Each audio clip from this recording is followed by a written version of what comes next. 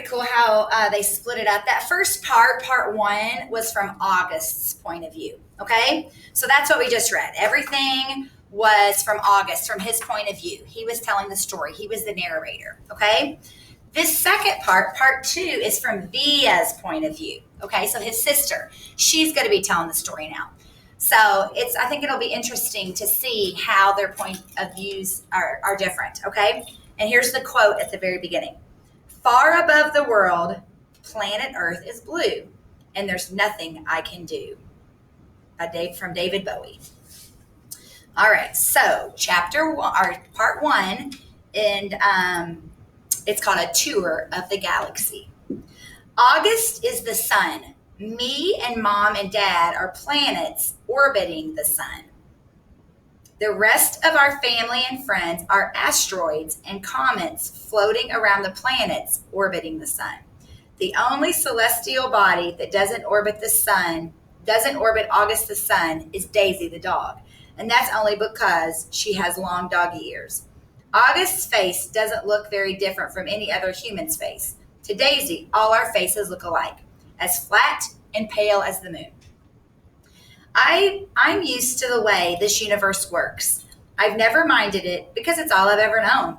I've always understood that August is special and has special needs.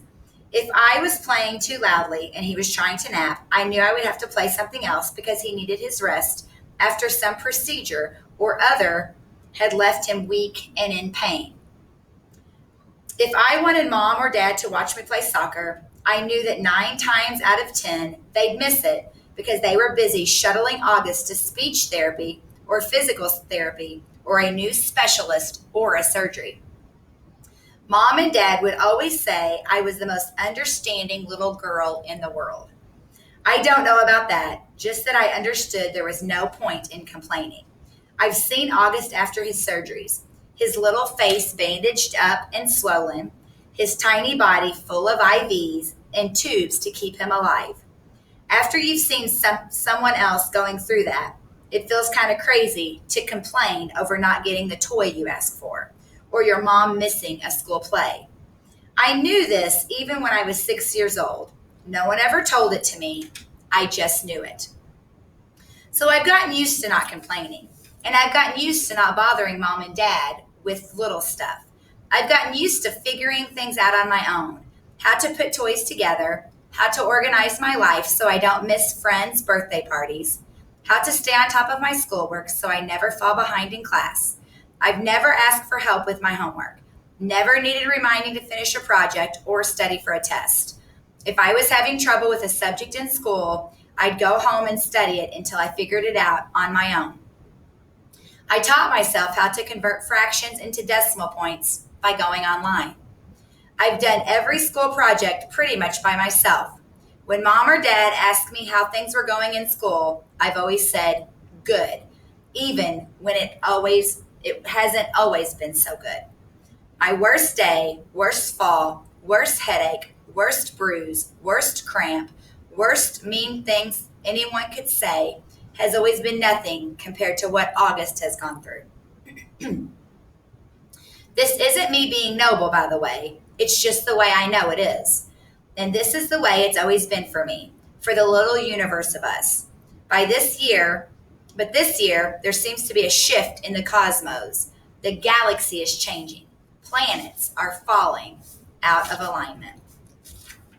All right, this one's called Before August. I honestly don't remember my life before August came into it. I look at pictures of me as a baby and I see mom and dad smiling so happily, holding me. I can't believe how much younger they looked back then. Dad was this hipster dude and mom was this cute Brazilian fashionista. There's one shot of me at my 3rd birthday. Dad's right behind me while mom's holding the cake with 3 lit candles. And in the back of us are Tata, Papa, Grands, Uncle Ben, Aunt Kate, and Uncle Poe. Everyone's looking at me, and I'm looking at the cake. You can see in that picture how I really was the first child, first grandchild, first niece. I don't remember what it felt like, of course, but I can see it plain as can be in the pictures. I don't remember the day they brought August home from the hospital. I don't remember what I said or did or felt when I saw him for the first time, though everyone has a story about it. Apparently, I just looked at him for a long time without saying anything at all. And then finally I said, "It doesn't look like Lily." That was the name of the dog Grant had given me when Mom was pregnant so I could practice being a big sister. It was one of those dolls that are incredibly lifelike, and I had to carry it everywhere for months, changing its diaper, feeding it. I'm told I even made a baby sling for it. The story goes that after my initial reaction to August, it only took a few minutes, according to Grands, or a few days, according to Mom, before I was all over him, kissing him, cuddling him, talking baby talk to him. After that, I never so much as touched or mentioned Lily ever again. All right, seeing August. I never used to see August the way other people saw him. I knew he didn't look exactly normal, but I really didn't understand why strangers seemed so shocked when they saw him. Horrified, sickened, scared.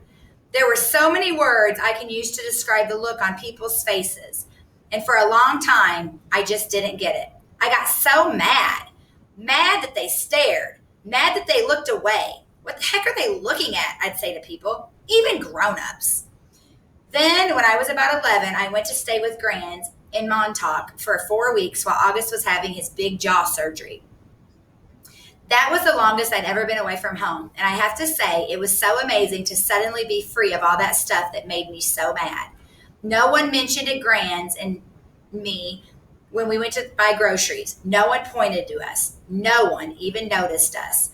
Grands was one of those grandmothers who do everything with their grandkids. She'd run into the ocean if I asked her to, even if she had nice clothes on. She would let me play with her makeup and didn't mind if I used it to paint her face to practice my face painting skills. She'd take me for ice cream even if we hadn't eaten dinner yet. She'd draw chalk courses on the sidewalk in front of her house. One night, while we were walking back from town, I told her I wished I could live with her forever. I was so happy there. I think I might have been the best time of my life. Coming home after 4 weeks was very strange at first. I remember vividly stepping through the door and seeing August running over to welcome me home. And for the tiny fraction of the moment, I saw him not the way I'd always seen him, but the way other people see him.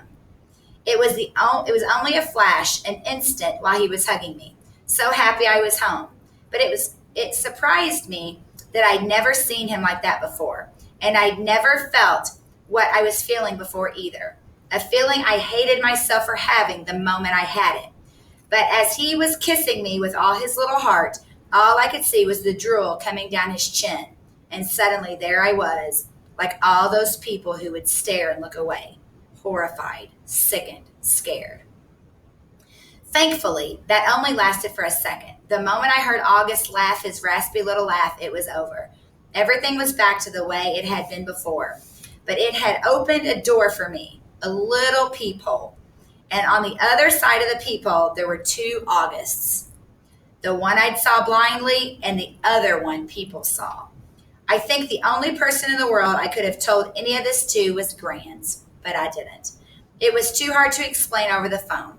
I thought maybe when she came for Thanksgiving, I'd tell her what I felt. But just 2 months after I stayed with her in Montauk, my beautiful Grands died. It was so completely out of the blue. Apparently, she had checked herself into the hospital because she'd been feeling nauseous. Mom and I drove out to see her, but it's a 3-hour drive from where we live, and by the time we got to the hospital, Grands was gone. A heart attack, they told us. Just like that. It was so strange how one day you can be on Earth and the next day not. Where'd she go? Will I ever see her again, or is that a fairy tale? You see movies and TV shows where people receive horrible news in hospitals, but for us, it was all our many trips to the hospital with August. There had been some good outcomes. What I remember the most from the day Grands died is Mom literally crumbling to the floor in slow, heavy sobs, holding her stomach like someone had just punched her. I've never, ever seen Mom like that. No one never heard sounds like that come out of her. Even through all of August's surgery, Mom always put on a brave face. On the last day in Montauk, Grands and I had to watch the sunset on the beach. We had taken a blanket to sit on, and it had gotten chilly. So we wrapped it around us and cuddled and talked until there wasn't even a sliver of sun left over the ocean. And then Grands told me she had a secret to tell me. She loved me more than anyone else in the world. Even August? I had asked. She smiled and stroked my hair like she was thinking about what to say. I love Augie very, very much, she said softly. I can still remember her Portuguese accent, the way she rolled her R's. But he has many angels looking out for him already, Thea. And I want you to know that you have me looking out for you.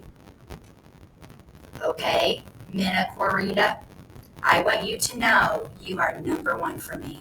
You are my... She looked out at the ocean and spread her hands out like she was trying to smooth out the waves. You are my everything. Do you understand me, Via? Tu es me todo. I understood her, and I knew why she said it was a secret. Grandmothers aren't supposed to have favorites. Everyone knows that. But after she died, I held on to that secret and let it cover me like a blanket.